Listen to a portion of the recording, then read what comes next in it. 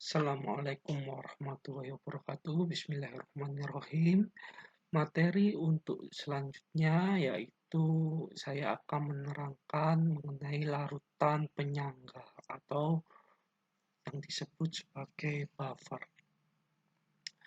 Ya, materi ini sangat berhubungan erat terhadap kefarmasian karena apa?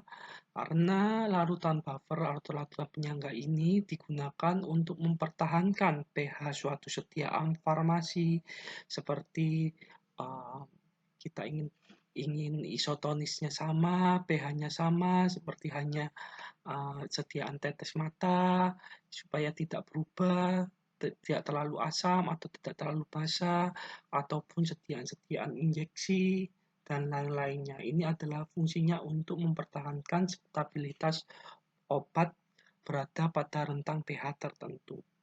Ya, larutan penyangga, larutan yang mampu mempertahankan pH-nya jika terjadi penambahan larutan asam maupun basa maupun pengenceran.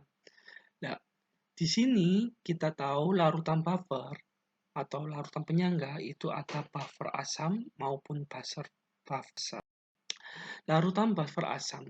Larutan buffer asam terdiri atas asam lemah dan basa konjugasinya atau basa konjugatnya.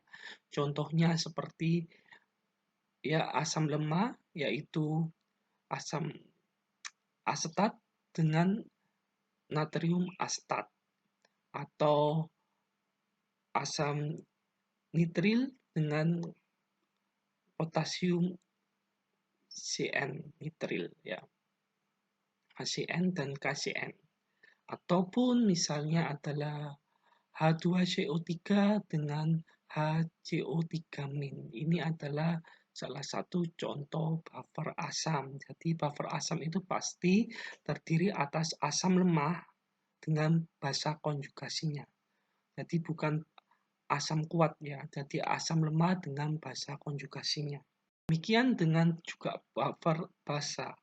Larutan buffer basa terdiri atas basa lemah dengan asam konjugasinya.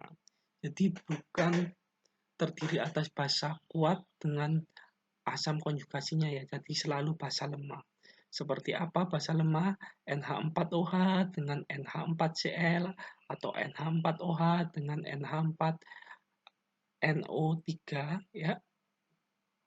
Kemudian atau NH3 amonia dengan amonium. Ini adalah buffer basa. Rumus perhitungan untuk buffer asam yaitu konsentrasi H+ sama dengan Ka asam dibagi basa konsentrasi basa konjugasinya dalam bentuk molaritas, atau ya konsentrasi H+ yaitu nilai Ka mol asam dibagi dengan mol basa konjugasinya. Atau biasanya bisa kita turunkan rumusnya menjadi pH karena kita tahu min log H+ kan? Maka pKa plus log basa konjugasi dibagi asamnya. Karena ini terbalik ya. Karena ingat min log kita karena udah dijadikan positif, maka ini akan terbalik ya. Kemudian pH ini adalah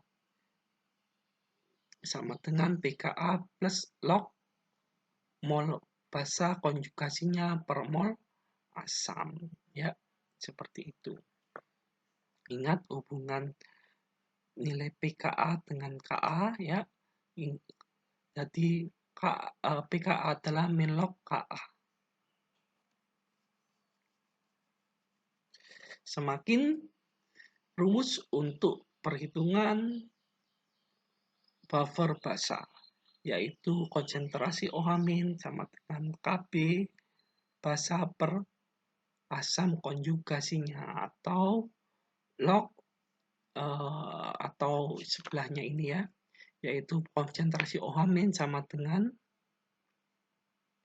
maaf ini bukan Ka ya, Kb juga, Kb mol basa per mol asam konjugasinya. Ini mohon maaf, ini adalah Kb ya.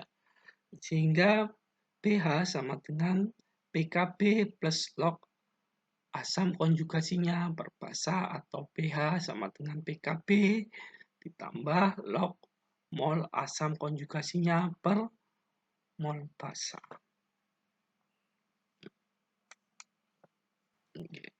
Fungsi larutan buffer yaitu untuk mempertahankan pH larutan sediaan suatu formasi agar tetap stabil pada pH tertentu karena adanya penambahan sedikit asam, ya, sehingga konsentrasi H plus Ka sama dengan mol asam ditambah mol penambahan asamnya dibagi mol basa konjugasinya dikurangi mol asamnya, sehingga ini saling mentiadakan, ya. Jadi tetap dalam pH tertentu menambah sedikit basa, maka Ka mol asam kurangi basa per mol basa konjugasinya plus basa. Inilah, jadi ibaratnya fungsi untuk buffer ini sangat penting dalam setiap farmasi, terutama yang saya jelaskan, yaitu terutama pada sediaan seperti larutan injeksi atau larutan tetes mata ingin distabilkan pH tertentu. Saya rasa sekian untuk keterangan dari saya. Nanti otomatis soal-soalnya tidak jauh dari isi slide-slide saya. Ya, cara perhitungannya seperti apa, nanti kalian akan harus belajar dengan baik. Ya, demikian yang bisa saya sampaikan. Wabillahi taufiq walhidayah. Wassalamualaikum warahmatullahi wabarakatuh.